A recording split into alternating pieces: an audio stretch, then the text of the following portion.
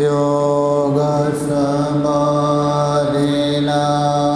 मुकुलितं चक्षुर्द्वितीया पुनः पार्वत्या जगन्नास्थलास्तनतटे शृङ्गारभारालसम्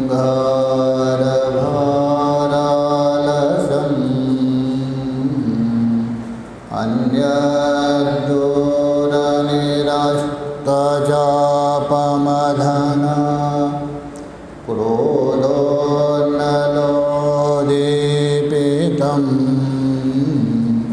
शम्भोर्विन्नरसं समाधिसमये नेत्रत्रयं पातु वः। गुरुर्ब्रह्मा गुरुर्विष्णु गुरुर्देवो महेश्वरः गुरुः साक्षात् परं ब्रह्म तस्मै श्री गुरवे नमः। तस्मै श्री गुरवे नमः। ओम शांति शांति।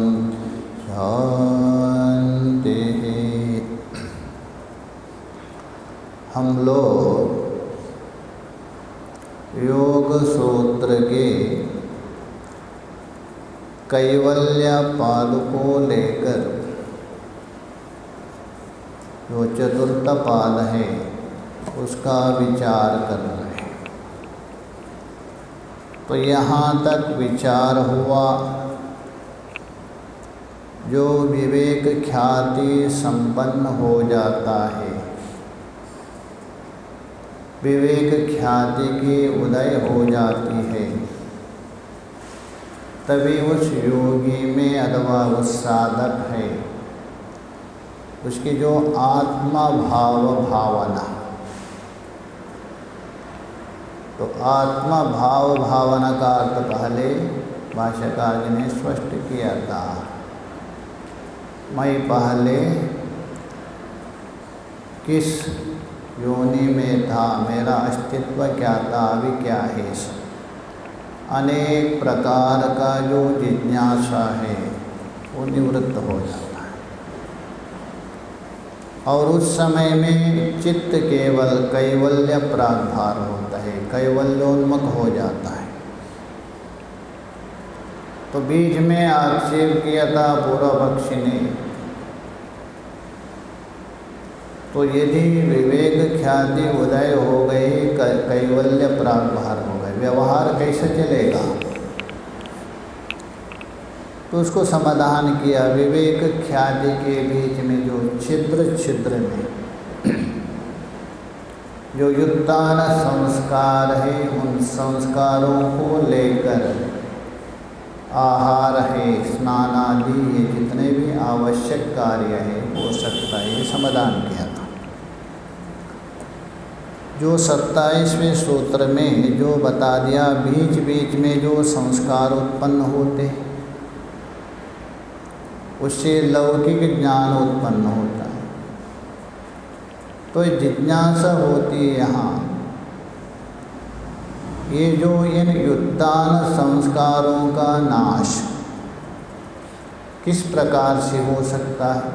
तो बीच बीच में जो उतरे है उसका नाश किस प्रकार के हो सकता है, क्योंकि युक्तान ज्ञान ना उत्पन्न हो और समाधि का बाद ना हो, उसका क्या उपाय है।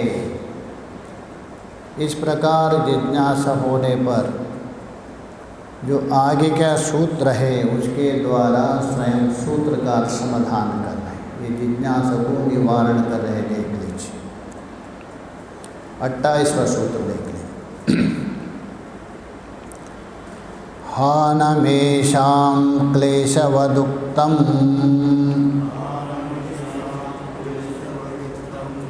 येषां, वहाँ से लेके येषां का मतलब है युत्तान संस्काराणाम।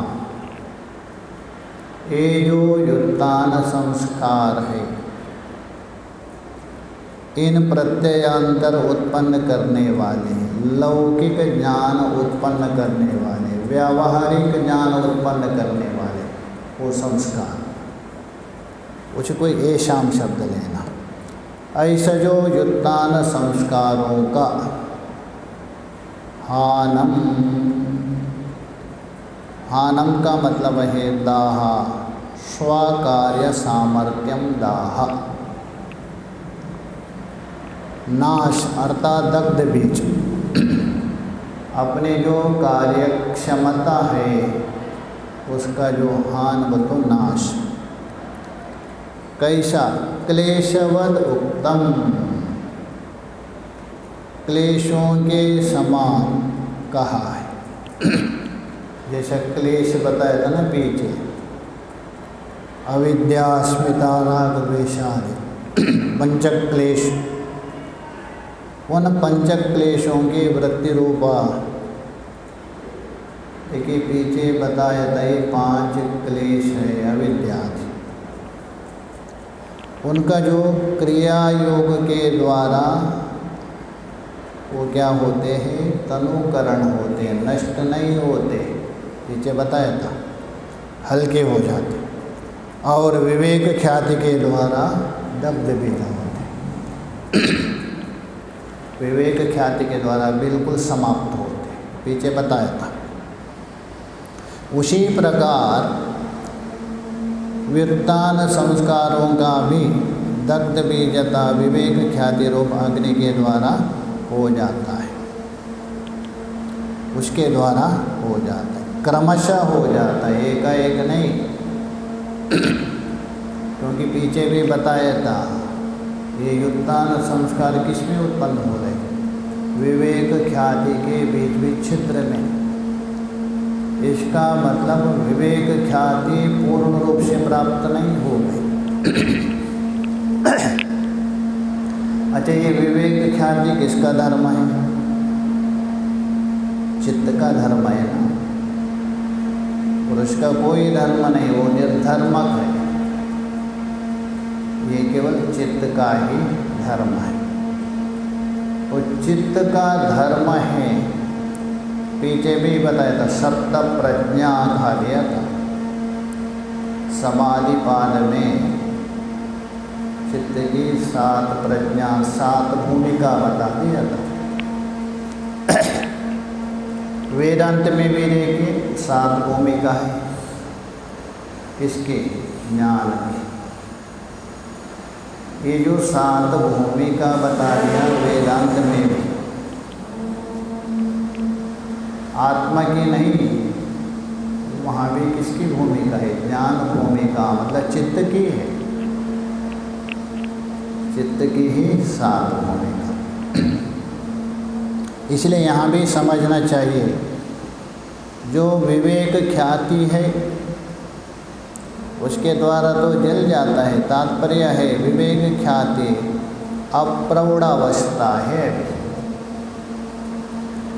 अप्रौढ़ावस्था होने के कारण उसके बीच बीच में युत्तान संस्कार उत्पन्न होते हैं। अप्रौढ़ावस्था मतलब पूर्ण रूपेण प्राप्त नहीं किया, अथवा 4थी अवस्था मान लीजिए। 7 अवस्था में 4थी अवस्था, वेदांत में भी जो 4थी अवस्था है उसमें क्या होता है? ज्ञान हो जाता है। जो सत्वापत्ति है उसमें ज्ञान माना जाता है, किंतु उस समय में भी युत्तान संस्कार को लेकर व्यवहार करता है, व्यवहार करता है। इसलिए प्रौढ़ावस्था को प्राप्त नहीं हुई विवेक ख्याति, उस विवेक ख्याति के बीच में युत्तान संस्कार चलते रहेंगे। चतुर्थी अवस्था पीछे बताया था ना, चित्त की 7 अवस्था। प्रथम अवस्था बताया था हेया, अतः दुख को ठीक से जान लिया और उसके बाद जानने के कोई योग्य नहीं है। ये योगी होंगे, वही हमारे वेदांत में उसको शुभेच्छा नाम से आप कहा सकते हैं। उनकी जो प्रतिमा है हमारे में शुभेच्छा कहा सकते। और वहाँ दूसरी अवस्था बताया था हेय का हेतु क्षीण हो गए और क्षीण करने योग्य कुछ भी नहीं, हमारे यहाँ विचारणा हो गए, दूसरी अवस्था। तीसरा वहाँ बताया था निरोध समाधि के द्वारा हान का साक्षात कर लिया, ये समाधि बाद में बताया था। हमारे यहाँ तीसरी अवस्था तनु मानसी मान सकते, और उनकी जो चौथी है चित्त की अवस्था विवेक ख्याति रूपी हान का उपाय। विवेक ख्याति उदय होता है किसमें? चौथी अवस्था में। और वेदांत के दृष्टि से उसको ही सत्वापत्ति, बस वह ज्ञान होता है वेदांत। 7 अवस्था में 3 है साधन मानते हैं, चौथे 4 ज्ञान स्वरूप मानते। चाहे तो सत्वापत्ति अवस्था कहिए अथवा विवेक ख्याति उदय हो गए, उसने क्लेशादि को तो नष्ट किया है, किंतु वित्तान संस्कार बीच बीच में आ रहे, अप्रवण अवस्था वही बता रहा, उसमें युक्तान संस्कार आएगा। किंतु अभ्यास करते करते हुए विवेक ख्याति परिपक्व अवस्था हो गई। जैसा आपकी ज्ञान अवस्था रहेगी, चौथे में ज्ञान हो गया और उससे 5वें में उससे भी आगे गया, असंशक्ति हो गया, और उससे भी आगे पदार्था भावना, उसके आगे तुरीयता। ये तो क्या है, ज्ञान की स्थिति बढ़ रही है क्या नहीं? जैसा जैसा आपकी ज्ञान की स्थिति बढ़ रहे वैसा वैसा ये युक्तान संस्कार बिल्कुल समाप्त हो जाते। जैसा 6वें में देखे वहाँ पदार्थ अभावना, उस समय में युक्तान संस्कार नहीं आते आपके, युक्तान संस्कार संभावना। देखिए यहाँ विवेक ख्याति और वेदांत का ज्ञान दोनों एक ही है, कोई अलग नहीं समझना। ज्ञान भी किसका धर्म है? चित्त का धर्म है। विवेक ख्याति भी चित्त का शब्दांतर है, और उनका जो अर्थ अलग नहीं समझना। इसलिए यहाँ जब तक विवेक ख्याति प्रौढ़ता को, परिपक्वता को प्राप्त नहीं हुई, तब तक बीच बीच में युक्तान संस्कार आते रहेंगे। और वो जो परिपक्व होने के बाद युक्तान संस्कार भी क्या होगा? दग्ध बीज हो जाते हैं। कैसा? क्लेशवत।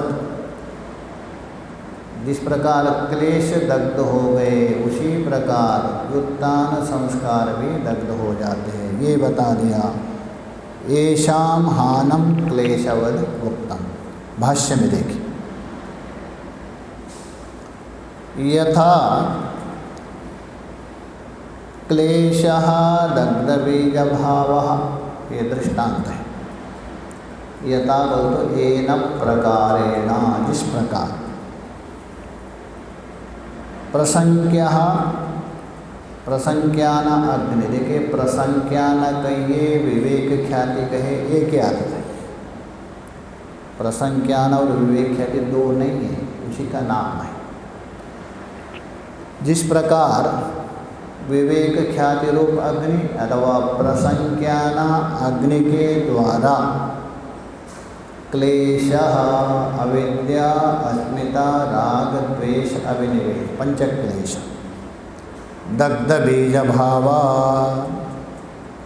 जले हुए बीज वाले होकर, जैसा बुनाया हुआ बीज के समान, प्ररोहा समर्था न भवन्ति,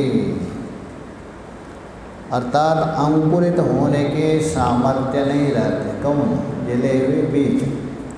उसी प्रकार ये क्लेशादि भी जल जाने से पुनः उसके द्वारा वृत्ति लाभ नहीं होती। व्यक्ति के अंदर जो अनेक प्रकार की वृत्तियाँ बनती हैं, किसको लेकर? क्लेशों को लेकर। तो क्लेश रूप बीज नष्ट होने के बाद वृत्ति का लाभ नहीं होता है। क्यों? तो बता रहे, ततः उसी प्रकार ज्ञानाग्निनः दग्ध बीज भावः, जिस प्रकार अग्नि के द्वारा बीज दग्ध होने के बाद अंकुरित नहीं हो सकते हैं, यहाँ कौन है? ज्ञानाग्नि। गीता में बता ना, ज्ञानाग्नि सर्वकर्माणि भस्मसात् कुरुते। अभी देखिए यहाँ ज्ञानाग्नि का मतलब कौन है? विवेक ख्याति अथवा प्रसंज्ञान अग्नि। वेदांत में उसको ज्ञानाग्नि कहा और योग सूत्र आदि में उसी का नाम है विवेक ख्याति अथवा प्रसंज्ञान अग्नि। उस विवेक ख्याति रूप अग्नि, उस प्रसंज्ञान अग्नि के द्वारा दग्ध बीज भावः, जले हुए बीज वाले जैसा हो जाते। कौन? क्लेशादि। पूर्व संस्कारः न प्रत्ययः प्रसु भवति। पहले वाले जो युत्तान ज्ञान के संस्कार, पूर्व संस्कार का मतलब है पहले वाले जो युत्तान ज्ञान के संस्कार, न प्रत्यय प्रसु भवति। प्रत्यय प्रसु का अर्थ है प्रत्ययान ज्ञानानि प्रसूत इति प्रत्यय प्रसु। ऐसे जो प्रत्यय प्रसु हो तो उसको न भवते, अर्थात युत्तान ज्ञान को उत्पन्न करने वाला नहीं होता है। क्योंकि संस्कार ही नष्ट हो गया, क्या उससे आपकी वृत्ति बनेगी? नहीं बनेगी। जैसा मान लीजिए बीज है, बीज एक बिना दग्ध बीज, एक दग्ध बीज। तो बिना दग्ध बीज है वह अंकुरित हो जाता है, दग्ध बीज अंकुरित नहीं होता है। वैसे ही यहाँ युत्तान संस्कार, बीज के स्थान में रखिए युत्तान संस्कार। एक दग्ध हो गया, वो अंकुरित नहीं, मतलब वृत्ति नहीं बनेगी। और यदि दग्ध नहीं हुआ उसको लेकर वृत्ति बन जाती। अंकुरित का मतलब है वृत्ति लेना, नहीं बन जाती, यही बता रहे। तो विवेक ख्याति के परिपक्व या सुदृढ़ हो जाने पर युत्तान संस्कार जल जाते और फिर युत्तान संस्कार को उत्पन्न करने में असमर्थ हो जाते, दोबारा नहीं हो सकता है। अब यहाँ जिज्ञासा होती है, प्रश्न होता है, क्या? जिस विवेक ख्याति ज्ञान से युत्तान ज्ञान संस्कार क्या हो गया आपका? नष्ट हो गया। किससे? विवेक ख्याति ज्ञान से। किंतु विवेक ख्याति के संस्कार भी पड़ रहे हैं ना आगे आगे। एक संस्कार आपके नष्ट हो गए, कौन से? युत्तान संस्कार। किंतु विवेक ख्याति के जो संस्कार है वो तो चित्त में रहेगी, वो कभी नष्ट होगा। ये जिज्ञासा होने पर उसका उत्तर दे रहे भाष्यकार, देखिए उसी को ही उत्तर दे रहे। ऐसा तो इसका उत्तर पहले भी दिया था, समाधिपाद के 50वें सूत्र में दिया है। वहाँ उत्तर दिया है। न देहे प्रज्ञा कृता संस्कारा क्लेशकया हेतुत्वा चित्ता अधिकार विशिष्टम कुर्वन्ति करके पहले दिया था, उसको यहाँ दोबारा बता देंगे। ज्ञान संस्कारस्तु, ज्ञान संस्कार का मतलब है विवेक ख्याति के संस्कार। विवेक ख्याति ने एक को तो समाप्त कर दिया, किसको? व्युत्थान संस्कार। अभी विवेक ख्याति की धारा आगे बढ़ रहे हैं ना, उसके भी संस्कार हो रहे, उसी का नाम है ज्ञान संस्कार। तो विवेक ख्याति रूप ज्ञान के संस्कार तो चित्ताधिकार समाप्तिम, चित्त के अधिकार मतलब कार्यकलाप, चित्त का जो कार्यकलाप की जब तक उपशांति होगी तब तक पड़े रहे, और चित्त जाके अपने प्रकृति है प्रधान में लीन होगा, तभी ये जो विवेक ख्याति के संस्कार भी समाप्त होंगे, तब तक रहेगा। तो यही बता रहे, चित्ताधिकार समाप्तिम अनुशेरते, अनुशेरते बोलते उसको उसके साथ ही प्रतीक्षा करते हुए रहेंगे, और चित्त के साथ ही जाके वो भी लीन हो। तो पुनः यह संशय हो सकता है जिज्ञासु के अंदर, अच्छा व्युत्थान संस्कार है, ये तो प्रतिबंधक थे, ये तो साधक के लिए प्रतिबंधक थे। वो तो व्युत्थान संस्कार तो आपके नष्ट हो गए, किससे? विवेक ख्याति से। आगे जो विवेक ख्याति के संस्कार तब तक रहेंगे जब तक चित्त अपना प्रकृति में लीन नहीं, कि ये प्रतिबंधक करते हैं अथवा नहीं करते, स्वाभाविक है, उसका समाधान कर रहे। इति ना विचिन्त्यते, अरे साधक उसके विषय में चिंता मत कीजिए। किसके? विवेक ख्याति से उत्पन्न होने वाले जो संस्कार, वो आपको कुछ नहीं करेगी। तो कब तक रहेंगे वो? जब तक चित्त आपका रहेगा तब तक ये उत्थान अपना विवेक ख्याति संस्कार भी रहेगा, चित्त के साथ वो भी लीन होगा, आपको व्यवधान नहीं कर सकता, कोई व्यवधान नहीं कर सकता। जैसा आँख के सामने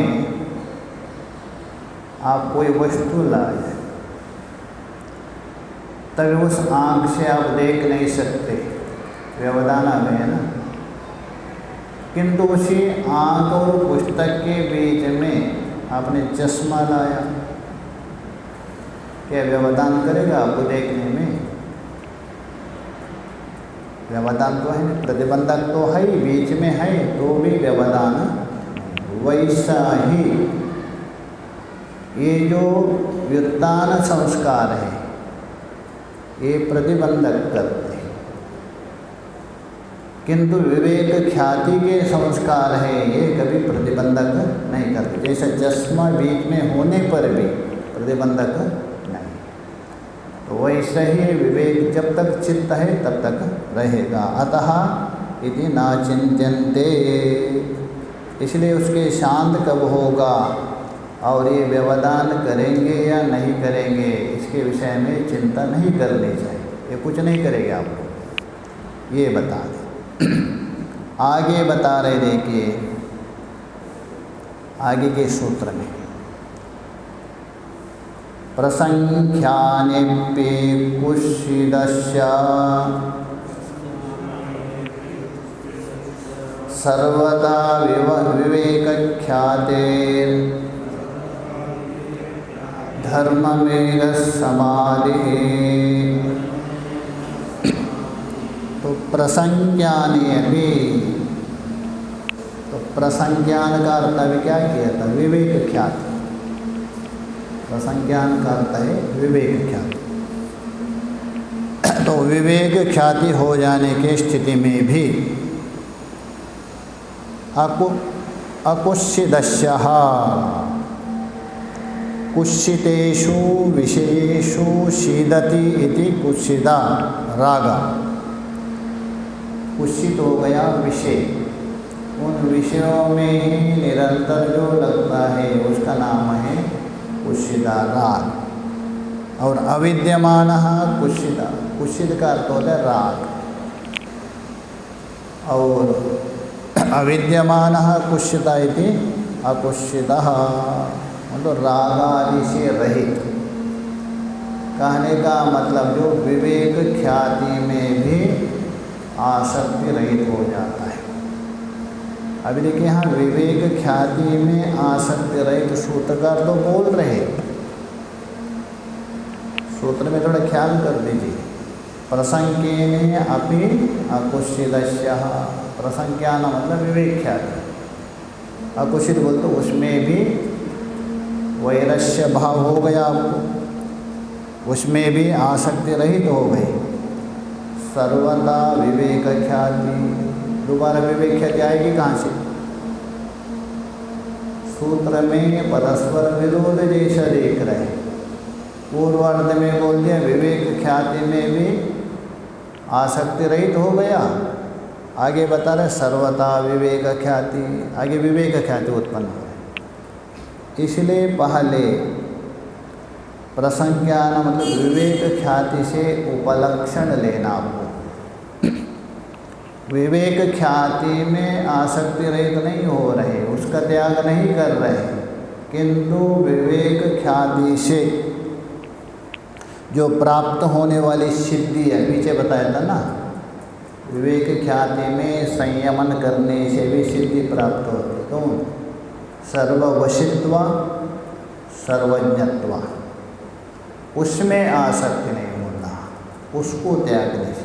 विवेक ख्याति को नहीं त्याग रहे, तो ये इतना समझ लीजिए।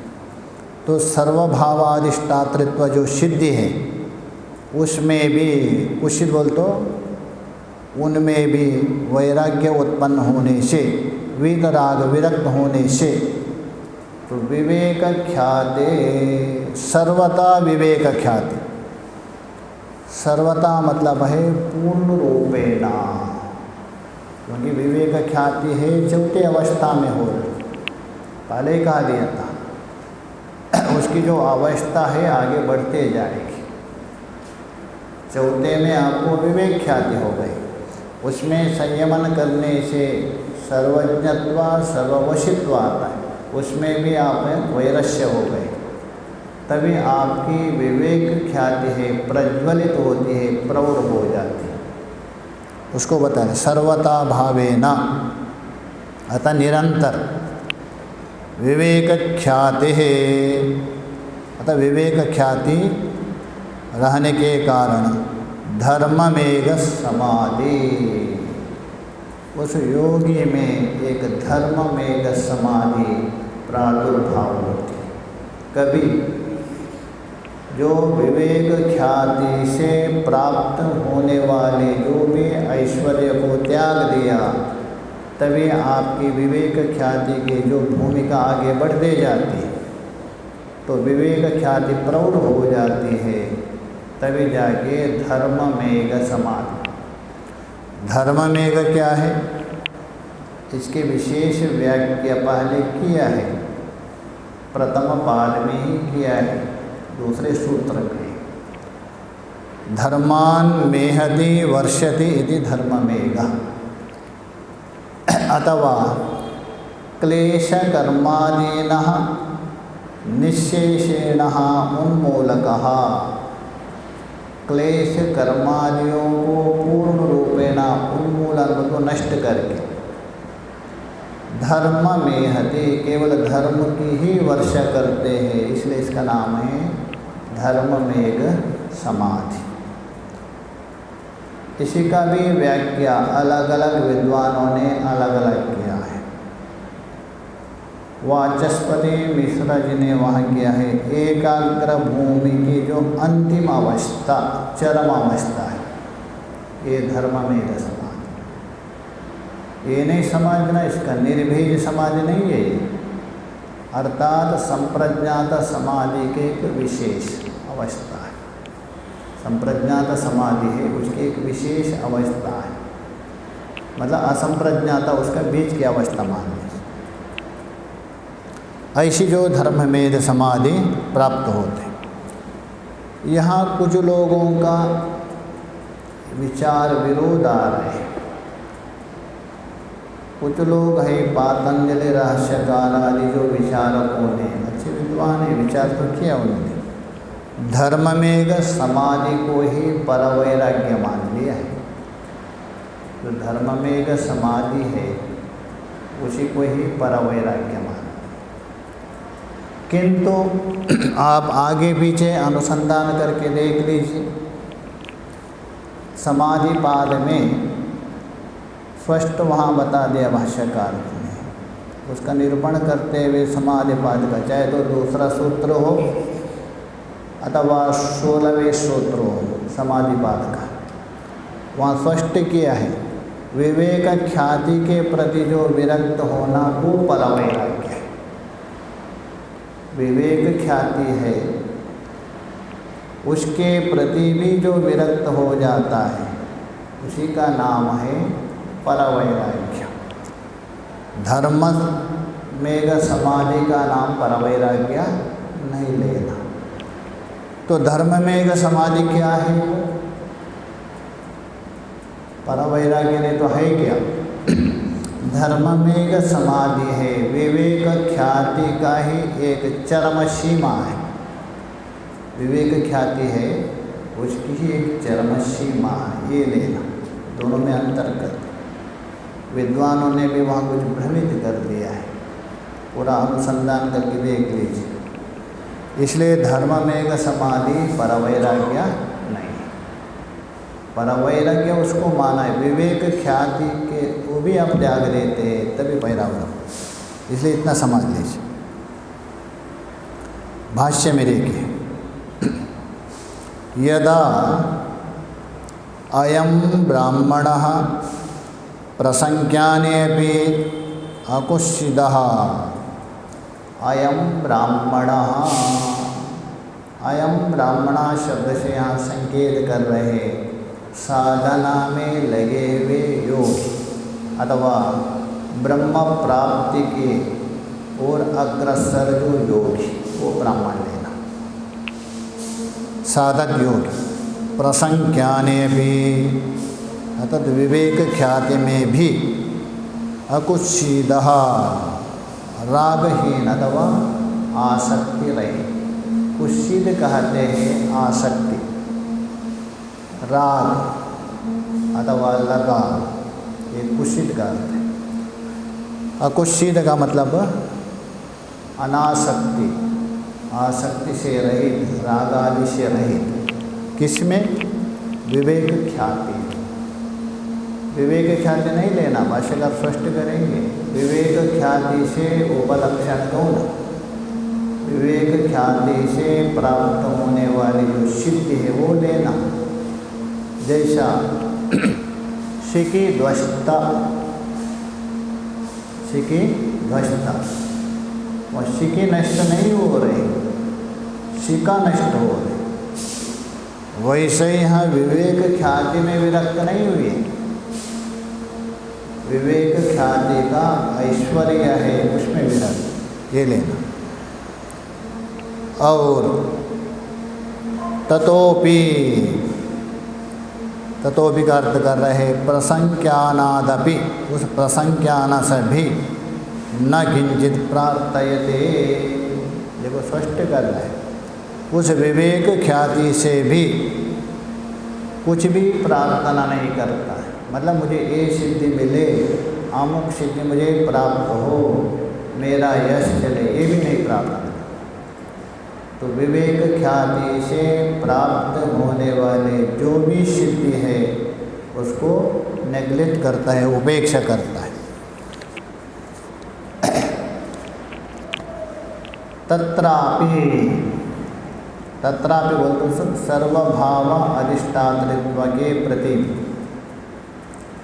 सर्वभाव अधिष्ठात्री है उसमें भी विरक्तस्या मतलब वीतरागस्य, राग है योगी, उसमें आसक्ति से रहित हो गया, उसमें लगाव से रहित हो गया, ऐसा योगी। सर्वतः विवेक ख्यातिरेव भवति। सर्वथा मतलब है निरंतर अथवा विवेक ख्याति की प्रवणता, इसलिए मैंने पहले ही कहा लिया था, विवेक ख्याति की प्रवणता। विवेक ख्याति है चतुर्थ अवस्था में ही उत्पन्न होती है, जैसा वेदांतिक ज्ञान। और जैसा जैसा आप आगे बढ़ते जाएंगे, चिंतन अधिक करते जाएंगे, वो आपकी चित्त के जो भूमिका है आगे बढ़ते जाएंगे। चौथी भूमिका है ज्ञान की, चौथी का मतलब चित्त की चौथी भूमिका है, वो ज्ञान माना जाता है। और जैसा जैसा आप आगे बढ़ेंगे, 5वें में 6वें में प्रवेश होते जाए। इसको ही बता रहे सर्वतः निरंतर प्रवणता से विवेक ख्यातिरेव भवति, विवेक ख्याति ही उदय होती। इसके सिद्ध होता है पहले विवेक ख्याति से वो वैरस्य नहीं हुआ है, विवेक ख्याति के प्रति अनासक्त नहीं हुआ है। सूत्र में यही बता रहे हैं ना। अब यदि विवेक ख्याति में अनासक्त हो गए, दोबारा विवेक ख्याति कहाँ से आएंगे? इसलिए वहाँ विवेक ख्याति बोल दो, उसका ऐश्वर्य देना। सर्वथा संस्कार बीज क्षयात्, संस्कार बोल दो युक्तान संस्कार रूपी व्यवहार काल योग्य जो संस्कार है, वो जो बीज है उसका नाश अर्थात दाह के कारण नाश्य प्रत्ययांतराणि उत्पद्यन्ते। अश्य बोल दो इस योगी युक्तान वाले ज्ञान नहीं होता है, व्यावहारिक ज्ञान नहीं होता है, क्योंकि उसका कारण ही समाप्त हो गया, व्यावहारिक ज्ञान नहीं होगा। तदा उस समय अश्यः इस योगी को धर्ममेवो नामः समाधिर्भवति, धर्ममेघ नाम की समाधि होती है। अर्थात निरंतर जो निरंतरित विवेक ख्याति है, विवेक ख्याति की जो सीमा आगे बढ़ते जाएंगे तभी जाके वहाँ धर्ममेघ समाधि होता है। तो इसीलिए परसंज्ञान भी कहा जाता है उसको, उसी को ही परा प्रसंज्ञान कहा गया। तद्धर्मः मेघाख्यम ध्यानम परमम प्रसंज्ञानम तत्वज्ञानम विवेक ख्यातेरेव पराकाष्ठा इति योगिनो वदन्ति। ये धर्ममेघ का अर्थ है।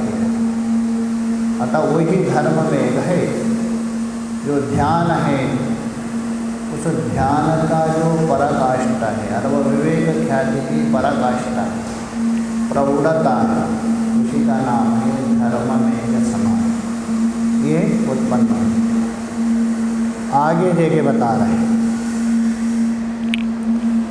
ततः क्लेश कर्म निवृत्ति, ततः वतु तस्मात्, ततः में तस्मात् पंचमे दशमी कस्मात् धर्ममेघः समाधि,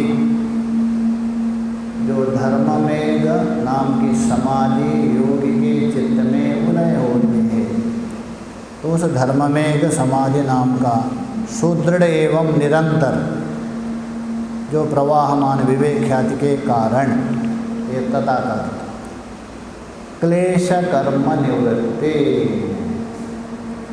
क्लेशंच अविद्यादि, अविद्यादि पंचलेना, कर्म बोल तो पुण्यापुण्य कर्म संस्कार, पुण्यापुण्य कर्म और उसका संस्कार, ये सब तेषाम निवृत्ति है, इनकी निवृत्ति होती। तो अविद्यादि 5 क्लेश और पुण्य कर्म संस्कारों की सर्वथा निवृत्ति होती, कभी धर्ममेघ समाधि। कि धर्म में एक समाधि कोई अलग ना समझ, विवेक ख्याति के अंतिम प्रौढ़ावस्था वही धर्म में है, वो निवृत्ति होती है। भाष्य में देखिए। अच्छा, आपने कहा ये धर्ममेघ समाधि से क्लेश कर्म की निवृत्ति होती है। जब संपूर्ण यदि निवृत्त हो गया तो प्रारब्ध कर्म संस्कार वो भी नष्ट होगा। वो भी यदि नष्ट हो तो आयु भोग आदि बताया था, वो कैसे चलेगा? तो इससे सिद्ध होता है प्रारब्ध कर्म को छोड़ करके, प्रारब्ध कर्म है उसको नाश नहीं करता, बाकी जितने भी कर्म है उसको निवृत्ति करता है। यहाँ बताया ना, कर्मा क्लेश भी बोल दिया। कौन से कर्म?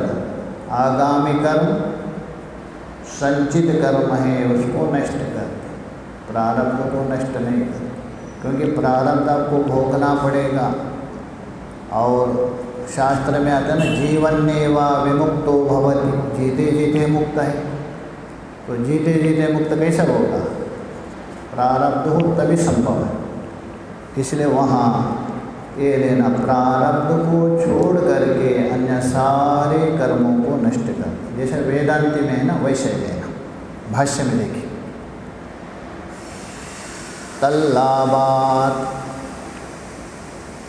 तल्लाबाद है, षष्ठी समास हो गया और तोड़ने लग गई। तस्या धर्ममेघ समाधि लाभात्, वो जो धर्ममेघ समाधि लाभ होने से, तल्लाभात् उस धर्ममेघ समाधि की सिद्धि हो जाने पर, अविद्यादयः क्लेशः, सूत्र में क्लेश आ गए ना, उसका अर्थ कर रहे हैं भाष्यकार। अविद्यादि पंचक्लेश समूलः काशं कशितः भवन्ति। समूल मतलब सह मूलै अतः स्वसंस्कारे, अपने संस्कारों के सहित, मूल सहित। कशितम बोलते हिंसिता अथवा विनष्ट, क्योंकि कशि धातु है ना हिंसार्थ में, नमुल प्रत्यय करके कशितम बन गया।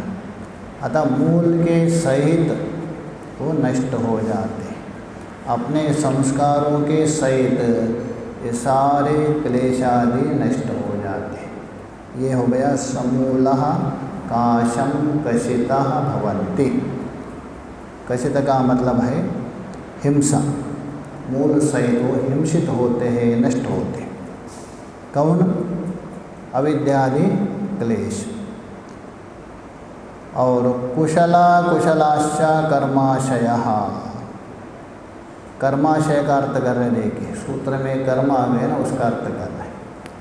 कुशला अर्थात शुभ फलक अर्थात पुण्य कर्म, अकुशल मतलब पाप कर्म, दोनों कर्म संस्कार। समूलघातम हता भवन्ति, समूलघातम बोलता अपने मूल अर्थात क्लेशों सहित विनष्ट हो जाते हैं। क्लेशों के सहित पुण्य और पाप, इन दोनों का संस्कार भी नष्ट होता है। क्लेश कर्म निवृत्तो हो, इन क्लेश और कर्मों की निवृत्ति हो जाने पर, क्लेश भी निवृत्त हो गए 5, और कर्म बोल तो पुण्य पुण्य रूप कर्म भी निवृत्त हो गए। दोनों निवृत्त होने पर, तो ये बता रहे क्लेश कर्मों की निवृत्ति हो जाने पर इनके दग्ध बीज हो जाने। निवृत्ति का मतलब है दग्ध बीज, बिल्कुल समाप्त नहीं हुआ, दग्ध बीज, जले हुए बीज के समान। जीवन्नेव विद्वान, जीवन बोल तो जीते जीते, विद्वान मतलब ये साधक योगी। कौन? लब्ध विवेक ख्याति, विवेक ख्याति की जो चरम सीमा को प्राप्त किया हुआ योगी। जीते जीते विद्वान, विमुक्तो भवति, मरने के बाद किसने देखा मुक्ति? ठीक है, शास्त्र बता रहे, मान दे, तो इसलिए जीते जीते मुक्ति। देखिए जीवन मुक्ति वेदांति भी मानते हैं योगी लोग मानते, किंतु कुछ लोग नहीं मानते, जीवन मुक्ति को स्वीकार नहीं करते, ऐसे भी हैं। वेदांत में भी कुछ एक देशी है, वो भी जीवन मुक्ति को नहीं मानते, कैवल्य मुक्ति को मानते, विदेह मुक्ति को, किंतु योगी लोग देखिए स्पष्ट मान रहे हैं, विमुक्तो भवति, मुक्ति पा जाता है, अर्थात अपवर्ग को पा जाता है। मुक्ति का मतलब है इनकी दृष्टि से अपवर्ग। अपवर्ग का विषय में पहले भी बताया था एक मैंने, अपगतः पवर्ग, पार्वती फणी बालेन्दु भस्मा मंदाकिनी ततः पवर्ग रचिता मूर्ति अपवर्ग फलप्रद। पहले भी बताया, शिव जी का दो स्वरूप है, सगुण स्वरूप ये पवर्ग हो गया, निर्गुण स्वरूप हो गया अपवर्ग मोक्ष। तो उससे पवर्ग से रहित, अथवा पा मतलब आपका पुण्य पाप, पाप पुण्य, फा मतलब फंदा, इसका माया का, बा का मतलब बंधन, भा मतलब भया, और माँ मतलब मृत्यु, इससे रहित हो जाता है, यही जीवन निवा मुक्ति। तो कस्माद प्रश्न कर रहे, कस्माद क्यों, ये कैसा है, जीते जीते मुक्त बोल रहे, ये समझने नहीं आ रहा। कस्माद बोले यस्माद विपर्ययः भवस्यः कारणम, क्योंकि इसलिए, विपर्यय मतलब जो मिथ्या ज्ञान, विपर्य का मतलब मिथ्या ज्ञान, अध्यास, अविद्यादि जो मिथ्या ज्ञान है अथवा अध्यास, भवस्यः कारणम, भव मतलब जन्म का कारण अथवा संसार का कारण, उसका हेतु जो मिथ्या ज्ञान है, क्षीणः विपर्ययः, अर्थात वो नष्ट हो गया। तो इसलिए संसार का कारणभूत अविद्यादि जो अध्यास है वो नष्ट हो गया। तो नष्ट होने के कारण उनके अंदर कोई क्लेश आदि नहीं है, इसलिए जीते जीते मुक्त है।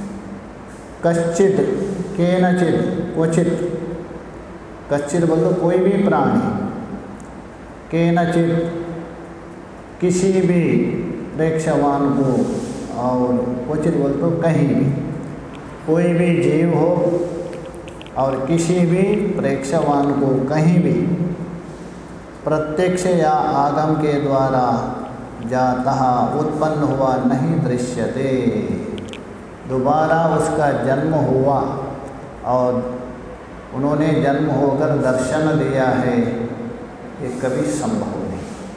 न शास्त्र के द्वारा भी आप सिद्ध नहीं कर सकते हैं, न लौकिक प्रमाण से भी सिद्ध नहीं कर सकते, उसका जन्म हुआ है दोबारा। किसका? ज्ञानी का। इसलिए वहाँ स्पष्ट बता दिया, विनिष्पन्ना समाधिस्तु मुक्तिम तत्रैव जन्मनि, पुराण में बता दिया है। प्राप्नोति योगी योगाग्नि दग्ध कर्मा चयो अचिरात्, जो ज्ञानाग्नि उत्पन्न हो गए उसके सारे कर्म नष्ट हो जाते हैं, वो जीते जीते मुक्त हो जाता है। जीते मुक्त होने के बाद में वो कैवल्य को प्राप्त करता है। कैवल्य को प्राप्त करने के बाद उसका जो जन्म है, किसी प्राणी हो किसी विद्वान को कहाँ भी उसको दर्शन नहीं, वो सिद्ध नहीं कर सकते। कह सकते वो मुक्त पुरुष है, दोबारा जन्म लिया, अमुक प्रमाण है, ऐसा कोई भी शास्त्र प्रमाण है। अथवा विद्वान भी नहीं हम कह सकते ये मुक्त हुआ पुरुष दोबारा जन्म लिया, ऐसा कोई है ही नहीं। कहने का मतलब उसका जन्म दोबारा होता है। ना विद्वान सिद्ध कर सकते, ना आगम सिद्ध कर सकते, अथवा कोई भी जीव सिद्ध नहीं कर सकते, वो सदा के लिए मुक्त हो जाता है, ये बता दिया। आगे का विचार हम लोग करते। ओम पूर्णमदः पूर्णमिदं पूर्णात् पूर्णमुदच्यते पूर्णस्य पूर्णमादाय पूर्णमेवावशिष्यते।